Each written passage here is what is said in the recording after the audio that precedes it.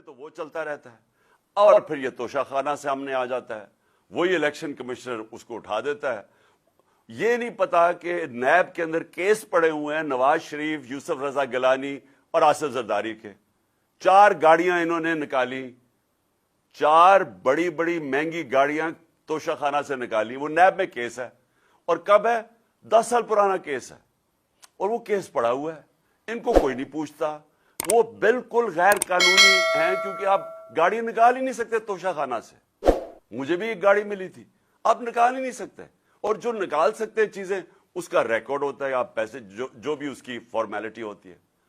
اب انہوں نے توشہ خانہ اٹھایا ہوا ہے. میرے وکیل نے ان کی ساری چیزیں ایک ایک چیز کا جواب دیا.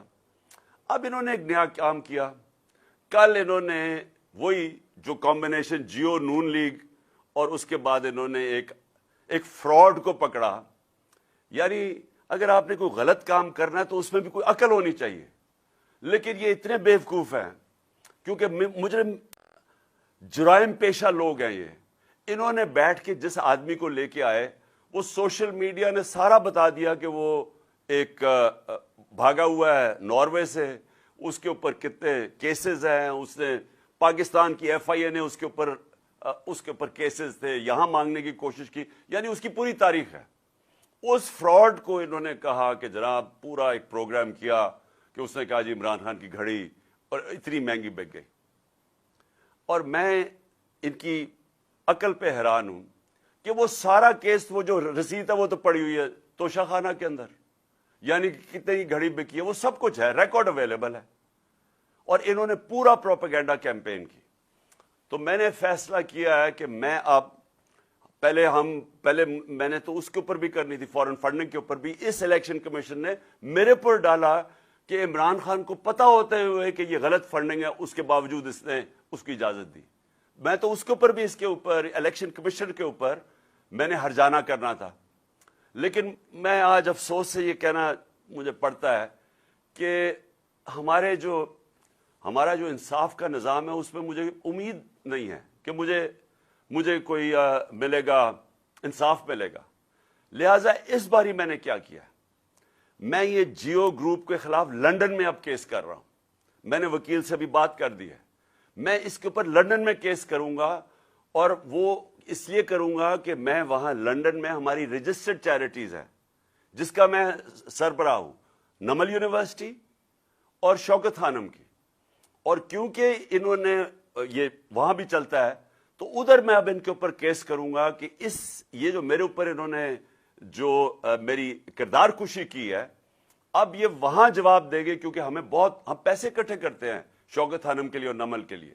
تو لہٰذا میں لندن میں بھی کیس کروں گا.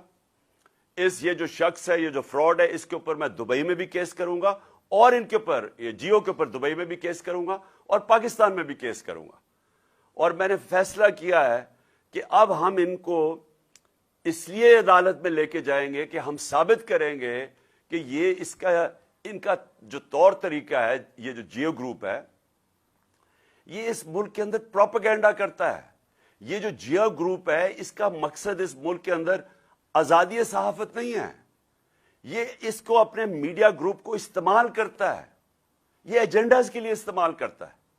یہ جو انہوں نے آدمی کو پکڑا اور جو دبئی میں یہ جو سارا دبئی سے اور یہ جو پروگرام کیا ہے, اگر یہ دیانتداری سے صحافت کرتے تو ان کو پتا تھا کہ یہ فراڈ آدمی ہے. کبھی ایک آدمی, جس آدمی کی کریڈیبلٹی کوئی نہیں ہے, اس سے تم 10 دفعہ سوچتے ہو کہ اس سے ہی آپ اس کے نام پہ یہ پروگرام کر رہے ہو.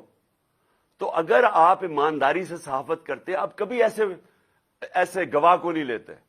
لیکن انہوں نے اس کو پوری طرح اس پروگرام کو ایسے بنایا اس گواہ کو کہ جیسے واقعی یہ سچا ہے.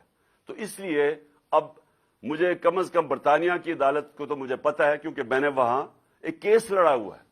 اور مجھے اتنا بھی پتا ہے کہ 2 ہمارے لوگوں کے اوپر جب انگلیاں اٹھائی گئی, اور اس میں سے ایک ہمارا جو وزیر تھا اس نے لندن میں جا کے انصاف لیا. تو میں بھی انشاءاللہ ادھر اب ان کے اوپر کیسز کروں گا, تینوں جگہ کے اوپر.